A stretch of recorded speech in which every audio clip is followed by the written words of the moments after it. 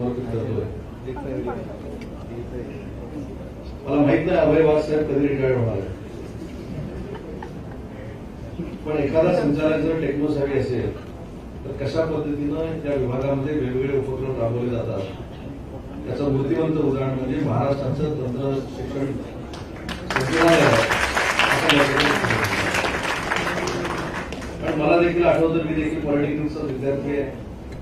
ज्यावेळी रिझल्ट लागला त्याच्यानंतर पुढचे 15-20 दिवस मला आणि माझ्या वडिलांना कसे कागदपत्रे घेऊन दुनियाभर फिरायला लागले मला माहिती. आता 15 दिवस अगोदर आपली सगळी माहिती आपण अपलोड करून ठेवायची आणि नंतर घरी जाऊन सुधारणा ठेवायची. जे काय आपण कर्तृत्वानं मला कळवलेले आहे ते सगळे संध्याकाळी आपोआप त्या तुमच्या पोर्टलवर ठिकाणी येणार. मला असं वाटतं की हा क्रांतिकारी घेतलेला आमच्या तंत्र शिक्षण विभागानं क्रांतिकारी घेतलेला निर्णय आहे. शेवटी आपण ज्यावेळी आधुनिक जगाला सामोरं जातो, फार मोठ्या गोष्टी करतो, 2022 सालातल्या गोष्टी करतो, त्यावेळी शिक्षण देणारे जे आहे ते कशा पद्धतीनं पुढे आलेले आहेत हे आता विद्यार्थी आणि विद्यार्थ्यांचे पालक बघतायत आणि त्याच्यामध्ये महाराष्ट्रामध्ये हे जे कामकाज चालले हे देशामध्ये अग्रगण्य आहे असं म्हणायला हरकत नाही. आणि म्हणून पुन्हा एकदा माझा जरी विभाग असला तरी माझ्या सर्व अधिकाऱ्यांचं मला न्यू एज्युकेशन पॉलिसीचा उल्लेख आता वास्तव आपण केला. न्यू एज्युकेशन पॉलिसी म्हणजे काय आहे? न्यू एज्युकेशन पॉलिसी म्हणजे हेच आहे. न्यू एज्युकेशन पॉलिसी म्हणजे आपली टीचर्स अकॅडमी आहे. न्यू एज्युकेशन पॉलिसी म्हणजे सर तुमची टेक्नॉलॉजी आहे. न्यू एज्युकेशन पॉलिसी म्हणजे तुमच्या कॅम्पसमध्ये आल्यानंतर विद्यार्थ्यांना जे वेगळ्या पद्धतीचा रिलीफ मिळतो ती न्यू एज्युकेशन पॉलिसी आहे. फक्त त्याच्यावर चर्चा फार मोठी होती आणि चर्चा एवढ्या पद्धतीने होते की विद्यार्थ्यांना पण वाटतं की न्यू एज्युकेशन पॉलिसी म्हणजे केवढी आहे, मुंबईपासून दिल्लीपर्यंत. असं काही नाही. रघुनाथ माशेलकर साहेबांच्या नेतृत्वाखाली न्यू एज्युकेशन पॉलिसी कशा पद्धतीनं महाराष्ट्रामध्ये त्याची अंमलबजावणी करायची त्यासाठी आम्ही एक समिती गठीत केली आणि मला सांगताना खरोखरच आनंद होतो की आपल्या सगळ्यांच्याच सहकार्याने, मी जर या उच्च व तंत्र शिक्षण विभागाचा मंत्री असतो तरी व्यासपीठावरचे सगळे असतील, तुम्ही असाल, विद्यार्थी असतील, त्या सगळ्यांच्या सहकार्यानं सगळ्यात चांगली न्यू एज्युकेशन पॉलिसी जी सकारात्मक आम्हाला वाटते ते राबवण्याचा प्रयत्न जर देशामध्ये कोणी केला असेल तर महाराष्ट्रामध्ये महाराष्ट्र शासनाने केला आहे आणि महाराष्ट्र शासनाने त्या न्यू एज्युकेशन पॉलिसीमध्ये नक्की काय आहे? आज माझे आयटीआयचे विद्यार्थी मित्रमैत्रिणी या ठिकाणी उपस्थित आहेत. मला असं वाटतं की आयटीआयच्या विद्यार्थ्यांकडे बघत असताना एका वेगळ्या दृष्टिकोनातून बघितलं जातं की ते आयटीआयला का गेले, त्याला मार्क किती पडले, काय पडले.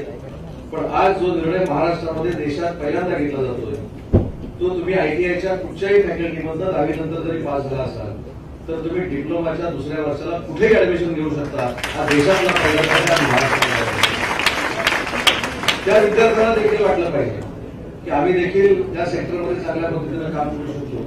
आज आमची आर्थिक परिस्थिती बेताची असेल पण आम्ही आमच्या विद्वत्तेनं त्याला तोड देऊ शकतो. अशा पद्धतीची भावना महाराष्ट्राच्या सगळ्या आयटीआयच्या विद्यार्थ्यांमध्ये निर्माण व्हावी यासाठी प्रामाणिकपणानं आज आम्ही निर्णय घेतो आणि तो मला आज या ठिकाणी जाहीर करायचा आहे आणि आजच आम्ही तो त्याचा GR काढतो. मगाशी संचालक साहेबांनी 2 महत्वाचे मुद्दे त्या ठिकाणी सांगितले की न्यू एज्युकेशन पॉलिसी करत असताना आम्ही काय काय केलं, कशा पद्धतीने पुढे जाणार आहोत. इन्फोसिस सारखा आपण जो MOU केलाय, मला इथल्या सगळ्या विद्यार्थ्यांना जे ऑनलाईन आहेत त्या विद्यार्थ्यांना देखील आणि विशेषतः प्राचार्यांना एक विनंती करायची. इन्फोसिसचा आपल्याशी टायअप करताना किंवा MOU करताना स्पष्ट असा निर्णय झालेला आहे की त्यांचे 4000 कोर्सेस जे आहेत ते त्यांच्या CSR मधनं त्यांनी आपल्याला मोफत शिकवायचे. म्हणजे परत कोणाची चौकशी नाही, काही नाही, काही नाही.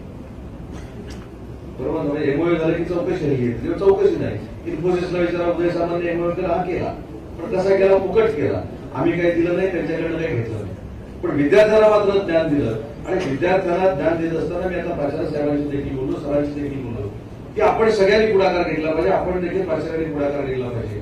आणि जर मोफत चांगल्या पद्धतीचं ज्ञान माझ्या विद्यार्थ्यांना मिळणार असेल, त्याच्यासाठी जर 1 रुपया खर्च येत नसेल आणि इन्फोसिस सारखी एक फार मोठी संस्था योगदानातनं CSR मधनं आपल्याला जर काही शिकवत असेल तर आपल्या सगळ्यांनी, लाखो विद्यार्थ्यांनी त्याच्यामध्ये सहभागी झालं पाहिजे.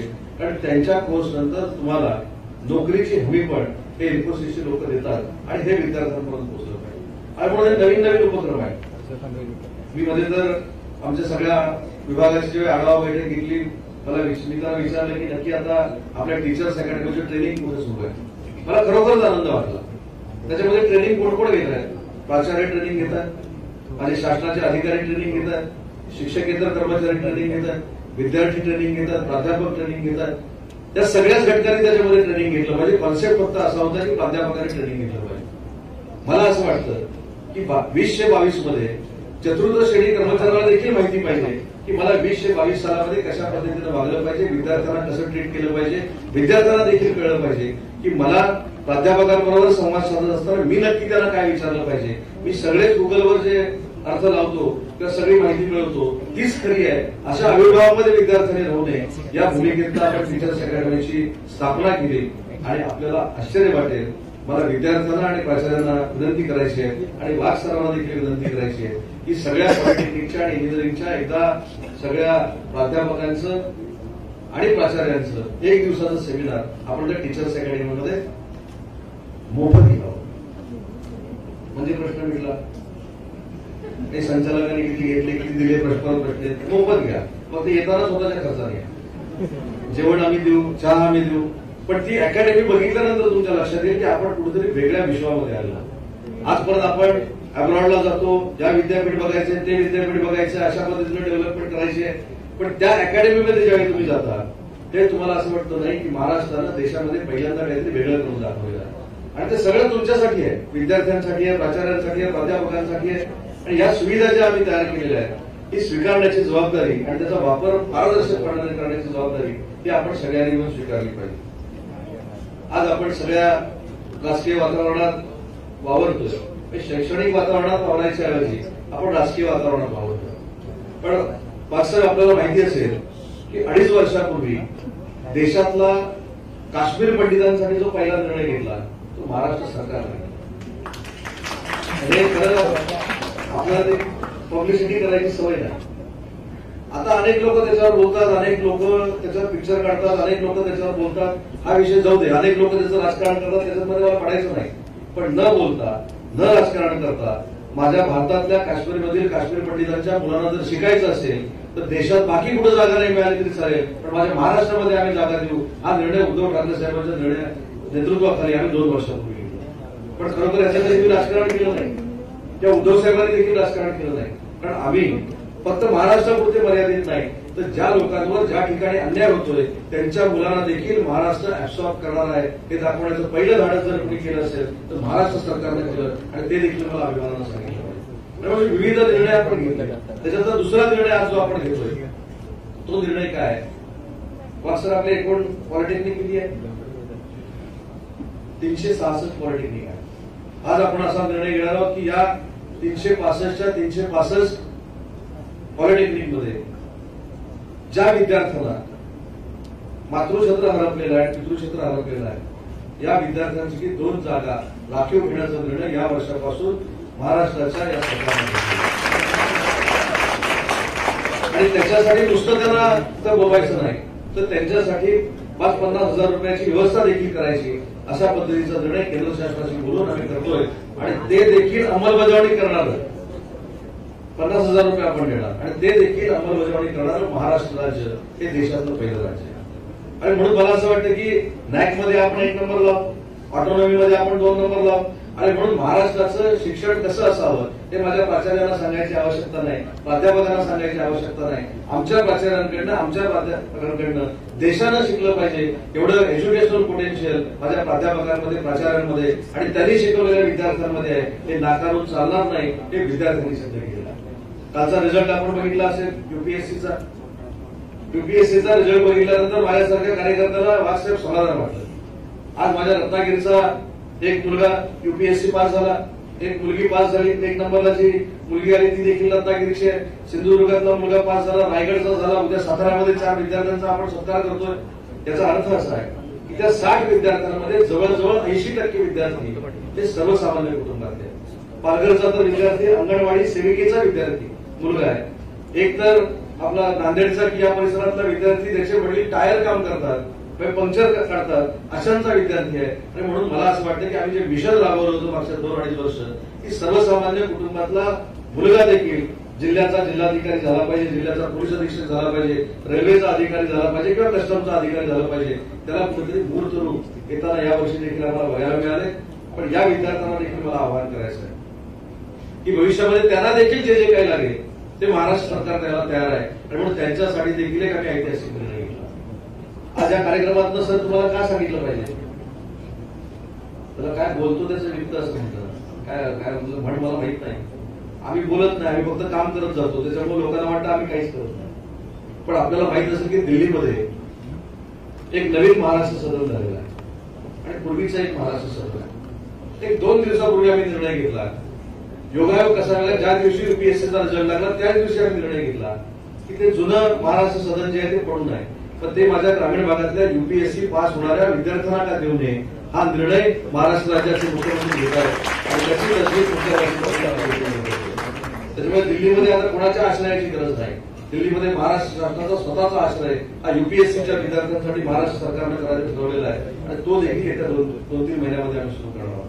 आज पीआयएस सेंटर बघा, मला या विद्यार्थ्यांना सांगितलं पाहिजे की आपण संकुचित अभ्यासक्रमाकडे न बघता आपण देखील या मोठ्या सागरामध्ये आलं पाहिजे. कारण शेवटी महाराष्ट्रातले विद्यार्थी, महाराष्ट्रातले मुलं असतील, मुली असतील, प्राध्यापक असतील, माझे सर्व सहकारी असतील, यांचा एक वेगळा काहीतरी पायंडा आहे किंवा वेगळी काहीतरी आयडेंटिटी आहे. आम्ही वेगळं काहीतरी करून दाखवतो, नाविन्यपूर्ण काहीतरी करून दाखवतो, हे जगाला आणि देशाला दिसलं पाहिजे. त्यामुळे काल मला जे आमच्या संचालकांनी सांगितलं की असा असा कार्यक्रम करायचा आहे, मी त्यांना सांगितलं की अशा ठिकाणी करूया की ज्या ठिकाणी आयटीआयचे विद्यार्थी देत असतात. कारण शेवटी आपण आयटीआयच्या विद्यार्थ्यांसाठी करतोय, आज त्यांना देखील आपण एज्युकेशनल सपोर्ट करतोय आणि तो करत असताना सगळ्या विद्यार्थ्यांना मला एक सांगायचं की शेवटी हे करत असताना आपण ज्या शाळेमध्ये शिकलो, ज्या कॉलेजमध्ये शिकलो, ज्या आयटीआयमध्ये शिकलो, ज्या विद्या अलंकारामध्ये शिकलो, त्या सगळ्या इन्स्टिट्यूटला विस्तृत उपयोग असतो. कुठेतरी एक असा न्यूनगंड विद्यार्थ्यांच्या मनामध्ये झालाय. आपण करोडो रुपयाची शिष्यवृत्ती देतो परदेशात मुलांना जायला.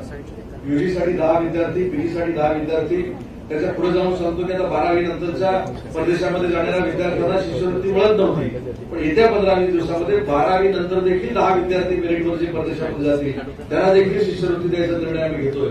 परंतु हे सगळं आपण करतोय, पण 30 विद्यार्थी गेल्यानंतर तिथले येतात किती परत याचा जर आपण आकडा काढला तर ती टक्केवारी फक्त 25 ते 30% आहे.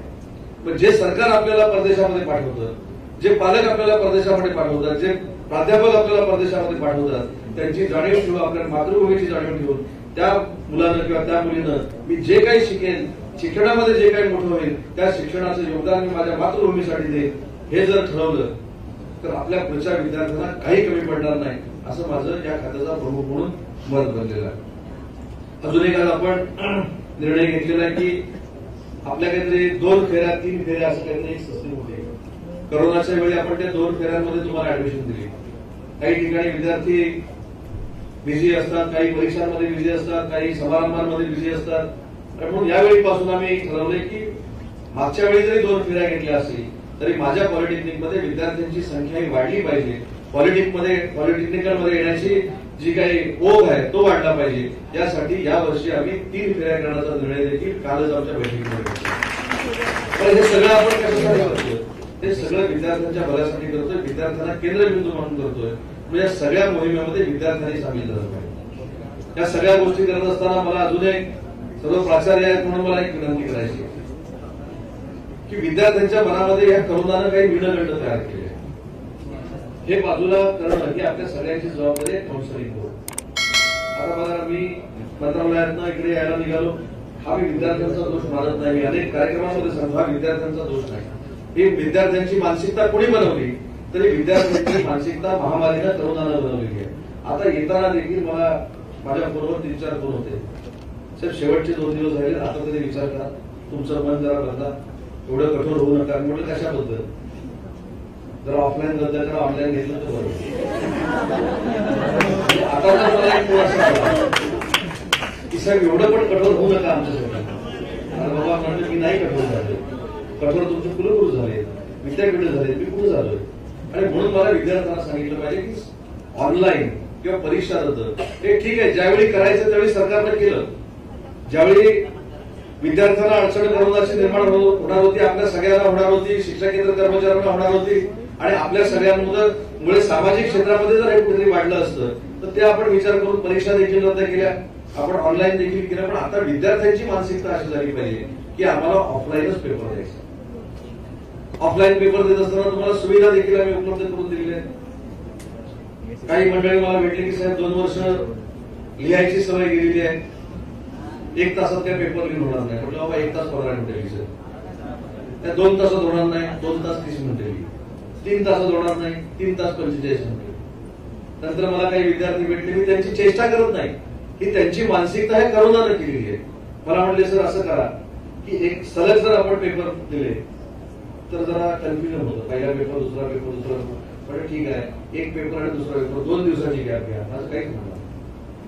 मग काही विद्यार्थी म्हणाले सर एवढं करून आता आमचा जरा विचार करता क्वेश्चन बँक दिली तर बरोबर येईल. वास्तवात क्वेश्चन बँक पडली. पण हे सगळं मुलांच्या हितासाठी केलंय.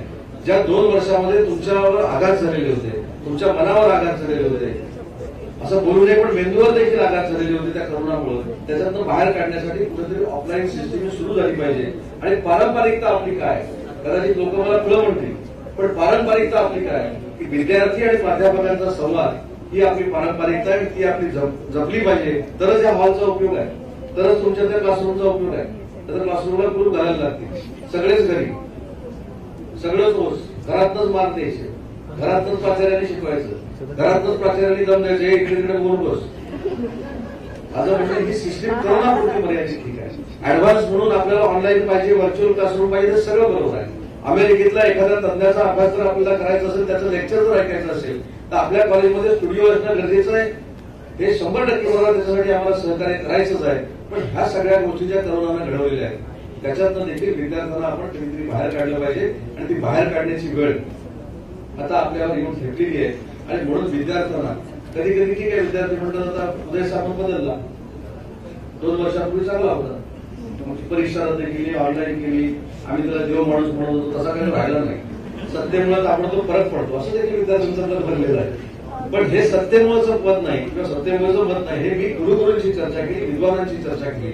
आणि सगळ्यात महत्वाची गोष्ट सांगतो की 1-1.5 महिन्यापूर्वी दिल्लीमध्ये जी युजीसी, एआयसीटीची आणि इंडस्ट्रियलिस्ट त्यांची जी बैठक झाली त्याच्यामध्ये इंडस्ट्रीच्या लोकांनी जे सांगितलं ते आपल्या सगळ्या विद्यार्थ्यांच्या दृष्टीनं महत्वाचं आहे. त्यांनी सांगितलं की तुम्ही परीक्षा रद्द केली, आम्ही मान्य केलं कारण करोनाचा प्रादुर्भावच तेवढा होता. तुम्ही ऑनलाईन एक्झाम घेतली, आम्ही ते मान्य केलं कारण प्रादुर्भावच तेवढा होता. पण करोना गेल्यानंतर जर ऑनलाईन तुम्ही एक्झाम घेणार असाल आणि त्याच्यानंतर जर आम्ही कोणाला नोकरी देऊ शकलो नाही तर मात्र आम्हाला जबाबदार धरू नका, असं ज्यावेळी इंडस्ट्री सांगायला लागते त्यावेळी ऑनलाईन घेऊन विद्यार्थ्यांचं नुकसान होईल. यासाठीच सगळ्या कुलगुरूंनी हा निर्णय घेतला की आता आपल्याला ऑफलाईन एक्झाम घ्याव्या लागतील. आणि म्हणून सगळ्यांची मला असं वाटतं की मानसिकता नक्की असेल आता ऑफलाईन एक्झाम द्यायची, आणि नसली तरी द्यावी लागणार. आणि दुसरी एक महत्वाची जाता जाता व्हॉट्सअप मला आपल्याला सूचना करायची, आता सगळ्यांना विनंती करायची, आपले जे विद्यार्थी आहेत त्यांना देखील महाराष्ट्रामधला नक्की शैक्षणिक वारसा काय दाखवला.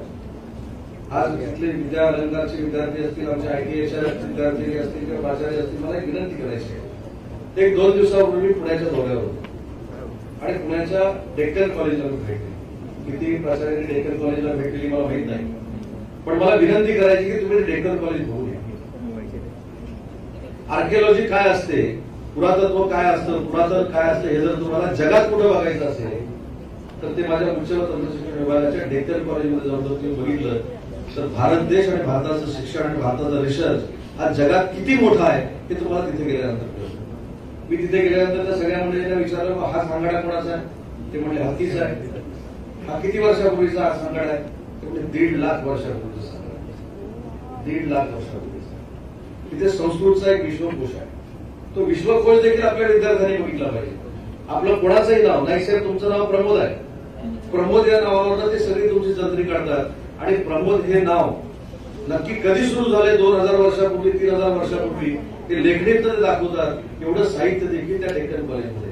आणि एवढंच नाही, उच्च व तंत्रशिक्षण विभागाचा मंत्री म्हणून मला देखील माहित नव्हतं की लोकमान्य टिळक आणि आगरकर हे दोघं एकत्र त्या ठिकाणी राहिला होते. एवढा मोठा वारसा त्या डेक्कन कॉलेजला आणि तो आपल्या विभागाचा आहे. आणि म्हणून मला विद्यार्थ्यांना विनंती करायची की फक्त ऑनलाईन एक्झाम, गुगल याच्या बाहेर पडून नक्की महाराष्ट्रामध्ये एज्युकेशनल सिस्टीम काय आहे, आता हे जर आपण बघितलं तर आपल्याला देखील आश्चर्य वाटेल. आपल्याला परदेशात जायची आवश्यकता नाही, सगळंच आपल्याकडे आहे. म्हणून अशी जी ठिकाणं आहेत ही देखील विद्यार्थ्यांना दाखवली गेली पाहिजे आणि त्यांना देखील कळलं पाहिजे की महाराष्ट्रामध्ये नक्की काय आहे, देशामध्ये नक्की काय आहे, किती चांगल्या पद्धतीनं रिसर्च होतो, किती चांगल्या पद्धतीनं या ठिकाणी मुलं घडतात, ते देखील आपण बघितलं पाहिजे. आणि म्हणून ट्रिप करत असताना म्हणजे मी पण ट्रिपला गेलो, त्याच्याबद्दल काय सोबत नाही, पण अशी देखील एक ट्रिप असली पाहिजे की त्याच्यामध्ये पूर्ण दिवस विद्यार्थ्यांना काहीतरी मिळू शकेल, प्राचार्यांना प्राध्यापकांना काहीतरी मिळू शकेल, अशा पद्धतीचं एक स्ट्रक्चर भाषाला बनवावं लागेल आणि त्या बनवण्याच्या सूचना आम्ही संचालकांना करतो. आज अतिशय चांगल्या कार्यक्रमाला या ठिकाणी मला बोलवलं त्याबद्दल मनापासून आभार मानतो आणि संचालकांचा दरारा काय असतो पुन्हा एकदा इथे मला बघायला मिळाला. मी जर सांगितलं असतं सरांना मला हॉल द्या, ते म्हणले असते तू तुमच्या पासून आमच्याकडे नाही. संचालकांनी सांगितलं उदय सामान येणार आहे, अर्ध्या तासात सोय करून टाकली. म्हणजे मंत्र्यापेक्षा संचालक किती महत्वाचा आहे हे तुमच्या लक्षात आलं असेल. दोघेही जवळजवळ बसले, किती महत्वाचे आहे. तिकडची खुर्ची नाही लक्ष दिलं तरी चालेल, इकडच्या दोन खुर्चीकडे लक्ष दिलं पाहिजे आणि ते द्यावाच लागतो ही जाणीव आता पुन्हा एकदा मला कार्यक्रमाच्या निमित्तानं झाली. पण तो कार्यक्रम म्हणजे पॉलिटेक्निकच्या ऍडमिशनचं पोर्टल जे होतं त्याचं उद्घाटन 10वीचे रिझल्ट लागायच्या अगोदर आम्ही केलेलं आहे. याचं कारण की 10वीचे रिझल्ट लागल्यानंतर या पोर्टलवर जर विद्यार्थ्यांना आपली सगळी माहिती अपलोड केलेली असेल तर डायरेक्ट ह्या पोर्टलवर त्याचे मार्क आता येणार आहेत. त्याच्यामुळे आता स्पेलिंग मिस्टेक झाली, टायपिंग मिस्टेक झाली किंवा मार्क्समध्ये खाडाखोड झाली अशा पद्धतीचं कुठेही विद्यार्थ्याला अशा गोष्टीला सामोरं जावं लागणार नाही. त्या पोर्टलचं आपण एक आज उद्घाटन केलं. दुसरी महत्त्वाची गोष्ट की जी आमची तंत्र शिक्षण विभागाची एक वेबसाईट आहे त्याचं जे अपग्रेडेशन झालं होतं त्याचं देखील आम्ही आज उद्घाटन केलं. या दोन गोष्टींचं उद्घाटन करत असताना एक महत्त्वपूर्ण निर्णय जो देशात पहिल्यांदा महाराष्ट्रामध्ये घेण्याचा आम्ही निर्णय घेतला आहे तो म्हणजे ITIच्या विद्यार्थ्यांसाठी.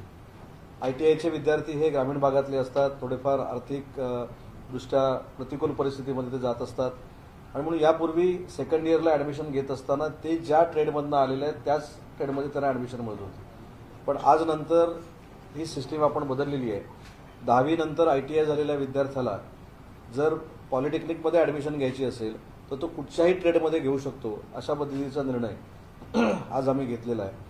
दुसरा एक निर्णय की जी पॉलिटेक्निक महाराष्ट्रामध्ये आहेत 365 पॉलिटेक्निक महाराष्ट्रामध्ये आहेत त्या प्रत्येक पॉलिटेक्निकमध्ये ज्या मुलाचे वडील आणि आई हे मृत झालेले आहेत म्हणजे पालकांचं म्हणजे पालक ज्यांना नाहीत अशांना 2 जागा रिक्त ठेवण्याचा निर्णय आम्ही घेतला आहे आणि केंद्र शासनामार्फत त्यांना 50,000 रुपये देखील देण्याचा निर्णय हा घेतलेला आहे. त्याची अंमलबजावणी देखील या वर्षीपासून आपण सुरू करतोय.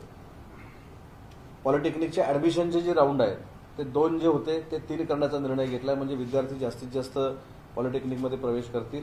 आणि या 3 वर्षांमधली जर आपण पॉलिटेक्निकच्या विद्यार्थ्यांची आकडेवारी बघितली तर 3 वर्षापूर्वी जर 60%, 65% जागा भरत होत्या तर आता पॉलिटेक्निकमध्ये जवळजवळ 80 ते 90%, काही ठिकाणी 100% देखील जागा भरलेल्या आहेत आणि हे सगळे एफर्ट्स आमच्या तंत्रशिक्षण विभागानं घेतलेले आहेत. दुसरा एक आजच घडलेला महत्त्वाचा जो इश्यू आहे तो म्हणजे कारबा नावाचं जे महाविद्यालय आहे औरंगाबादला त्या ठिकाणी परीक्षेमध्ये जो काय सावळा गोंधळ झाला आपल्याच माध्यमातून मी देखील त्यांना उत्तर दिलेलं आहे. पण त्याच्या संदर्भामध्ये तिथल्या चौकशीचे आदेश हे आमच्या विभागाकडनं सहसंचालकांना गेलेले आहेत. सहसंचालक तिथले कुलगुरू यांनी सविस्तर चौकशी करावी आणि याच्यामध्ये जे कोण दोषी असतील त्यांच्यावर कारवाई करावी अशा पद्धतीचा निर्णय आम्ही घेतलेला आहे. कारण एखाद्या कॉलेजमध्ये एका बेंचवर 3 विद्यार्थी बसवायचे आणि एक प्रश्नपत्रिका देऊन पेपर लिहायला द्यायचा हे जे काय आम्ही तुमच्या सगळ्यांच्या माध्यमातून बघितलं हे साफ चुकीचं आहे. इथे चुकीचं घडलेलं आहे आणि हे चुकीचं घडत असताना जे त्याला जबाबदार आहेत त्यांच्यावर कारवाई करण्याचा निर्णय आमच्या विभागाने घेतलेला आहे. आणि तिसरा जो सगळ्यात महत्त्वाचा मुद्दा खरं हा तर संभ्रम असण्याची काय आवश्यकता आहे असं मला वाटत नाही.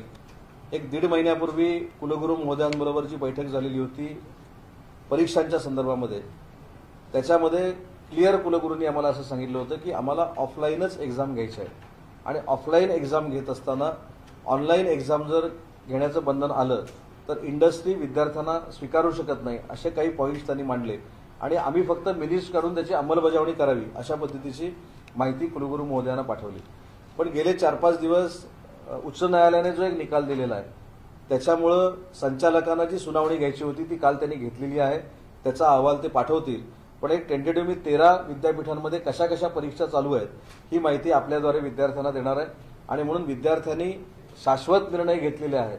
कोणतरी गैरसमज पसरवतोय, कोणतरी गैरसमज करतोय म्हणून त्याच्यावर विश्वास न ठेवता विद्यापीठानं जे काही मला सांगितले ते मी आज तुमच्या माध्यमातून मांडणार आहे. मुंबई विद्यापीठानं 9/2/2022ला त्यांच्या परीक्षा बोर्डामध्ये निर्णय घेतला की पूर्वीपासून जशा ऑफलाईन एक्झाम चालू होत्या तशा ऑफलाईन एक्झाम घ्याव्या, अशा पद्धतीने त्यांना निर्णय घेतला. काही ठिकाणी त्यांच्या पूर्वी परीक्षा सुरू झाल्या म्हणून काही ठिकाणी ऑनलाईन होत्या, पण मुंबई विद्यापीठाची संख्या विद्यार्थ्यांची ही 8 ते 8.5 लाख असल्यामुळं त्याने तो निर्णय घेतला आणि त्यांच्या परीक्षा देखील सुरू झालेल्या आहेत. पुण्यामधनं मी माहिती घेतली. पुण्यामध्ये 8/3/2022 परीक्षा बोर्डानं ऑफलाईन करण्याचा निर्णय घेतलेला आहे. शिवाजी विद्यापीठ कोल्हापूरनं 8/4/2022 निर्णय घेतलेला आहे. सोलापूर विद्यापीठानं 17/5/2022 निर्णय घेतलेला आहे. जळगाव विद्यापीठानं 23/3/2022 निर्णय घेतलेला आहे. नांदेड विद्यापीठानं 28/5/2022 निर्णय घेतलाय. डॉक्टर बाबासाहेब आंबेडकर मराठवाडा विद्यापीठानं 9/5 निर्णय घेतलाय. हा सगळा ऑफलाईनचा आहे. पूर्वी जशा परीक्षा होत्या तशाच परीक्षा. फक्त 2 विद्यापीठं जी आहेत त्यांच्याकडे जेव्हा आम्ही कारण विचारलं ते म्हणजे गोंडवाना विद्यापीठ, त्याची भौगोलिक परिस्थिती आणि कनेक्टिव्हिटी ही सगळी विचित्र परिस्थिती आणि म्हणून त्यांनी ऑफलाईन घेतली पण एमसीक्यू घेतली. आणि नागपूरमध्ये प्रचंड पद्धतीनं उष्मा असतो याची कारणं दाखवून किंवा तिथली भौगोलिक परिस्थिती सांगून फक्त नागपूर आणि गोंडवाना विद्यापीठानं एमसीक्यू पण ऑफलाईन अशा परीक्षा घेण्याचा निर्णय घेतलाय. एसएनडीटी जे आहे महिला विद्यालय त्यांनी देखील ऑफलाईन घेण्याचा निर्णय घेतलेला आहे. त्याच्यामुळे विद्यार्थी जे संभ्रमामध्ये आहेत ते पुन्हा एकदा मला त्यांना सांगितलं पाहिजे की विद्यापीठानं जे निर्णय घेतलेले आहेत तेच निर्णय हे महत्वाचे आहेत. हायकोर्टानं जी सुनावणी सांगितलेली आहे ती सुनावणी काल आमच्या संचालकांनी घेतलेली आहे. तो अहवाल आमच्याकडे येईल. पण मी ऑफ द रेकॉर्ड सांगतो की त्याच्यामध्ये देखील जी काही चर्चा झाली त्याच्यामध्ये त्यांनी देखील मला सांगितलं की 13 अकृषी विद्यापीठापैकी 11 अकृषी विद्यापीठ ऑफलाईनच्या एक्झाम घेतात आणि 2च एमसीक्यूच्या घेत आहेत. सन्माननीय न्यायालयानं सांगितलेली एक गोष्ट अतिशय योग्य आहे की समानता सगळीकडे असली पाहिजे आणि समानता राखण्याचे निर्देशच त्यावेळी आम्ही त्या बैठकीमध्ये दिले होते कुलगुरूंच्या सूचनेनुसार. परंतु 2 विद्यापीठांनी काही त्यांची तांत्रिक अडचण सांगितल्यामुळं त्या गोष्टी त्यांच्यामध्ये एमसीक्यूच्या झालेल्या आहेत. तर बाकी सगळ्या विद्यापीठामध्ये ऑफलाईन पूर्वीसारखीच परीक्षा सुरू आहे.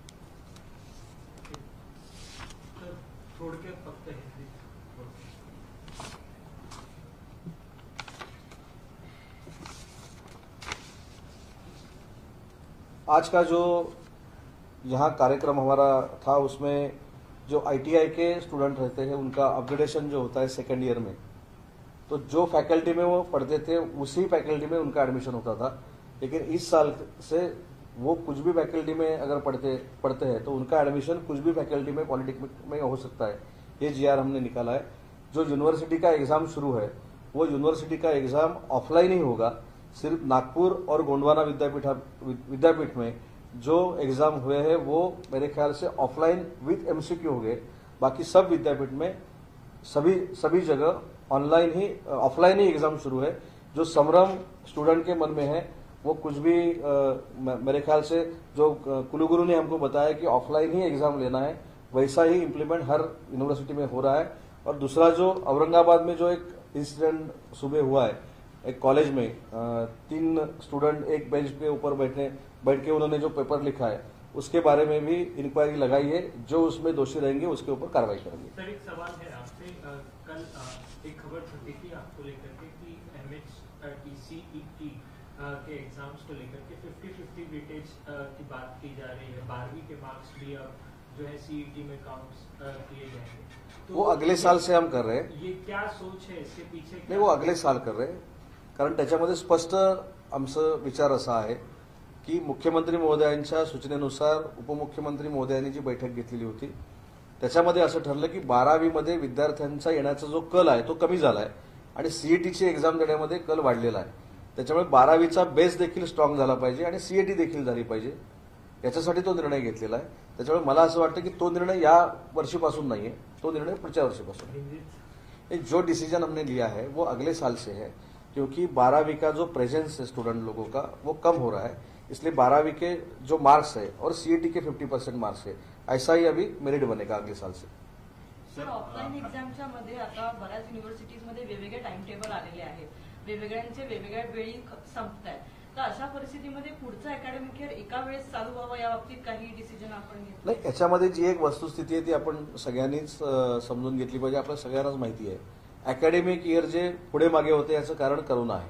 पण पुढच्या वर्षीपासून आमची सीईटीची एक्झाम देखील 1 जुलैला संपली पाहिजे. 15 जुलैपर्यंत त्याचे रिझल्ट लागले पाहिजे आणि AICTE प्रमाणे आणि UGC प्रमाणे 1 सप्टेंबरलाच कॉलेजेस सुरू झाले पाहिजे असा आमचा प्रयत्न राहणार आहे आणि त्याच्यामध्ये आम्ही यशस्वी होऊ. पण यावर्षी मला असं वाटतं की हे अकॅडमिक इयर हे मागच्या वर्षीसारखंच राहणार आहे, कारण मागच्या वर्षीच्या लॉच्या ऍडमिशन देखील आमच्या जानेवारीमध्ये संपल्या आणि हे सगळं जी अनियमितता आहे ही फक्त आणि फक्त करोनामुळे आहे. त्याच्यामुळे कुठेही याच्यामध्ये प्रशासकीय कुठं अनियमितता आहे किंवा अशातला भाग नाही, पण पुढच्या वर्षीपासून हे रेग्युलराईज करण्याचा आम्ही प्रयत्न करू. सर, खाली आता सांगितलंय की 6 लाख विद्यार्थ्यांचा डाटा तयार करण्यात आलेला आहे. रिझल्ट लागल्यानंतर त्याचं लगेच जे आहे ती प्रवेश प्रक्रिया सुरू होईल. हा डाटा किती सुरक्षित असेल, कारण हॅकर्स असतात किंवा सामाजिक नाही, त्याच्यामध्ये थोडी सुधारणा करतो. 6 लाख विद्यार्थ्यांपर्यंत आम्ही पोहोचलेलो आहोत, अजून डाटा तयार केलेला नाही. आता पोर्टल सुरू केल्यानंतर 1, 2, 3, 4, 5, 1000, 2010 बरोबर ना, 15,000 असे विद्यार्थी त्याच्यामध्ये सामील होतील. 6 लाखापैकी जेवढे विद्यार्थी येतील म्हणजे 50,000 आले, 2 लाख आले, 3 लाख आले, तर त्यांची माहिती त्याच्यामध्ये रेडी राहील आणि ज्या दिवशी रिझल्ट लागेल त्या दिवशी संध्याकाळी त्यांचे मार्क्स फक्त इकडे अपलोड होतील. 6 लाख लोकांपर्यंत आम्ही पोहोचलोय की तुम्ही इथे ऍडमिशनला या. 6.5 लोकांपर्यंत. तो जो डाटा असेल तो सुरक्षित राहण्यासाठी काय उपाय? नाही, हा डाटा सुरक्षितच राहणार आहे, त्याच्याबद्दल काय प्रश्न येणार नाही. आता हे जर बघितलं की हे आमच्या तंत्रशिक्षण विभागानं मिळवलेली माहिती आहे, पण ह्याच्यापेक्षा मोठा डाटा हा CET-मध्ये असतो. त्याच्यामुळे आजपर्यंत असं कुठेही झालं नाही. CET-तलं एकही इकडे तिकडे झाले, त्याच्यामुळे त्याला प्रिकॉशन्स घेतलेले आहे, कुठेही जाणार नाही. सर, CET-ला यंदा उच्चांकी नोंदणी झाली, कसं म्हणजे परीक्षेचं नियोजन कसं होतं? 22 तारखेपासून या परीक्षा सुरू होत आहेत. 22 ऑगस्ट पासून बहुतेक, मला टाइम टेबल पूर्ण माहिती नाही 22 ऑगस्ट पासून. पण 22 ऑगस्टची झालेली परीक्षा जी आहे त्याच्या रिझल्टसाठी पुढे 2 महिने थांबायची आवश्यकता आहे असं नाही, असं आम्ही परवाच्या मीटिंगमध्ये ठरवलंय. वाघ साहेब देखील त्या बैठकीला होते.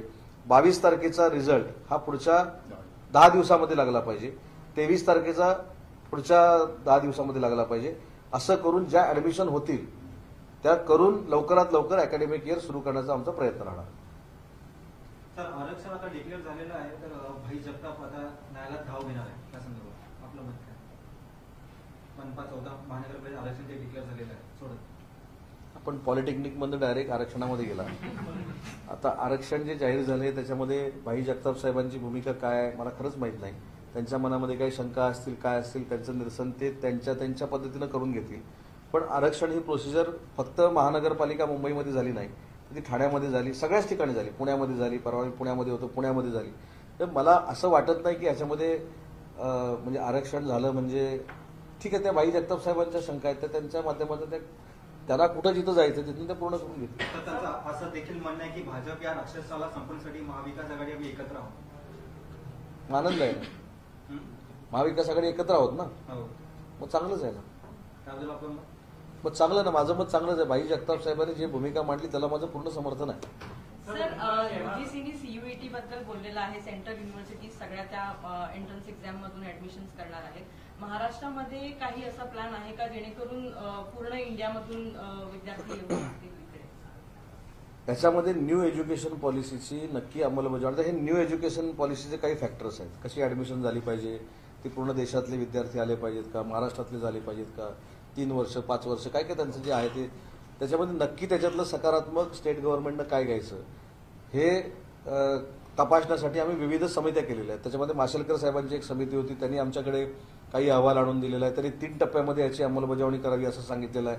पहिलं जे आपल्याकडे इन्फ्रास्ट्रक्चर आहे, जे आपल्याकडे शिक्षण आहे त्याच्यामध्ये काही बदल केले पाहिजे ज्याला कुठेही फंडिंग लागत नाही. दुसरं, कमी फंडिंगमध्ये काही कारवाई चांगली होऊ शकते अशा पद्धतीने काही जे दीर्घकाळ टिकतील असा 3 टप्प्यामधला तो प्रवास आहे न्यू एज्युकेशन पॉलिसीचा.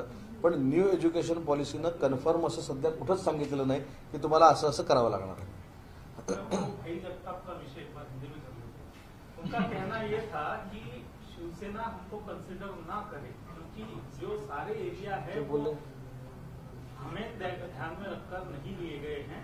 इस तरह की बात डिलिमिटेशन को लेकर नहीं, अभी एक ही प्रेस कॉन्फ्रेंस में 2 आंसर रहेंगे. उन्होंने पूछा कि भाई जगताप साहब बोले कि हम महाविकास आघाड़ी के साथ है, अभी यहाँ बोल रहे हैं कि शिवसेना के साथ नहीं है. तो पूरा मैं इन्फॉर्मेशन पहले लेता हूँ कि वो क्या बोले, उसके बाद में मेरा आंसर. ठीक है ना, आरक्षण के बारे में जो उनकी क्वेरी है उसके लिए वो जहाँ जाना चाहते हैं वो जा सकते हैं. सर, मुंबई विद्यापीठाच्या लायब्ररीबाबत आपण 2 वेळा बैठक घेऊन लायब्ररी तातडीने शिफ्ट करण्याचे आदेश कुलगुरूंना दिलेले होते आणि 31 मे डेडलाईन दिली होती. पण अद्यापही ती शिफ्ट झालेली नाही. आपल्या युवा सेनेकडून वैभव थोरात हे पुन्हा मी व्यवहार करतात. 4 वेळा त्याची बैठक घेतली. ओके. बीएमसी कडनं काही कागदपत्राची पूर्तता अजूनही व्हायची आहे आणि बीएमसी कडे जे कागदपत्र विद्यापीठानं द्यायचे आहेत त्यांच्या कन्सल्टंटनं ते अजूनही दिले नव्हते 15 दिवसापूर्वीपर्यंत. मध्ये ज्यावेळी मी MSBT मध्ये मिटिंग घेतली त्यावेळी त्यांना स्पष्ट निर्देश दिले होते की ही जी लायब्ररी आहे त्याच्यावर आपण 30 कोटी रुपये खर्च केले. त्या 30 कोटी रुपये खर्च जे केलेले आहेत ते लायब्ररीमध्ये पुस्तकं ठेवली पाहिजे. कारण पहिल्या वेळी ज्यावेळी मी लायब्ररीमध्ये गेलो होतो त्यावेळी 1942 सालचे 1930 सालचे काही वर्तमानपत्र मला सापडले आणि मी पटकन विचारल्यानंतर तिथल्या अधिकाऱ्यांनी सांगितले त्याची आता रद्दी झाली. मला असं वाटतं की ते रिसर्च पेपर आहे ते तर राहिले पाहिजे. ठीक आहे, ते म्हणाले नंतर अनावधानानं आम्ही बोललो, पण ही सगळी जी असेट आहे ही कुठेतरी एकत्र ठेवावी यासाठी संकुल उभं केलेलं आहे. पण आमचं सगळ्यांचं दुर्दैव आहे की ते शिफ्ट होत नाही आणि म्हणून परवाच्या शेवटच्या मीटिंगमध्ये आम्ही त्यांना सांगितलं की कुठच्याही परिस्थितीमध्ये 15 जूनपर्यंत या सगळ्या फॉर्मॅलिटी तुम्ही क्लिअर केल्या पाहिजेत आणि शिफ्टिंगच्या दृष्टीनं कारवाई केली पाहिजे. आणि सर, त्याच वेळेस भारतरत्न जे आपले होते त्यांचं हे पण तुम्ही तुमच्या रत्नागिरी इनोव्हेशन सेंटर त्यांची जे काही साधन संपत्ती होती ती तुमच्या रत्नागिरी आणि पुरस्कार तुमच्या रत्नागिरीच्या एका देण्याचं VCनं बोललेला होता. त्याच्यावरती त्यांनी विद्यापीठाकडून काय नाही, रत्नागिरीमध्ये आंबडवे जे गाव आहे हे डॉक्टर बाबासाहेब आंबेडकरांचं मूळ गाव आहे. त्या गावामध्ये विद्यापीठाचं शासनामार्फतचं 8 कोटी रुपये खर्च करून एक मॉडेल कॉलेज होतं. म्हणजे दुर्दैव आमचं आहे ते रत्नागिरी जिल्ह्यातल्या लोकांचं की ज्यावेळी मी त्याचा आढावा घेतला त्यावेळी मला कळलं की ती जागाच आमच्या नावावर नाही. तरी सुद्धा बांधकाम सुरू केलं होतं. तर आता सगळ्या फॉर्मॅलिटी त्या पूर्ण झाल्यात आणि त्या कामासाठी आम्ही 4 कोटी रुपये रिलीज केलेले आहेत. दुसरे तिथे अशी मागणी होती की तिथे एक जे स्मारक आहे तिथे फार मोठा डॉक्टर बाबासाहेब आंबेडकरांचा पुतळा उभा करावा आणि तिथे शासकीय आंबेडकर जयंती जिल्ह्याची करावी. तर तो मी निर्णय घेतला की उच्च व तंत्रशिक्षण विभागामार्फत जी आता आंबेडकर जयंती होईल ती आमच्या मॉडेल कॉलेजच्या निमित्तानं तिथं होईल आणि पर्यावरण मंत्री आदित्य साहेबांना सांगून त्यांना जे समाज मंदिर सुधारण्याला जे पैसे पर्यटनामधनं लागणार आहेत ते देखील प्रस्ताव आम्ही देतो. लास्ट वाला विषय है मेरा, शहरों के नाम बदलने की बात कही जा रही है. अभी बात उठाई है बीजेपी की तरफ से कहा गया है कि अहमदनगर का नाम भी बदला है. इतना लगता है कि शहरों के नाम बदलना जरूरी है. अभी क्या क्या बदलना है और उनको क्या चाहिए वो उनकी पार्टी की लाइन है. तो अहमदनगर का क्या करना चाहिए, उधर का क्या करना चाहिए, इधर का क्या करना चाहिए. हमारे जो संभाजी नगर के गार्डियन मिनिस्टर है उन्होंने सेंट्रल मिनिस्टर की मीटिंग की थी कि जो हमारा एयरपोर्ट है उसका नाम संभाजी महाराज के नाम से लिखा जाए.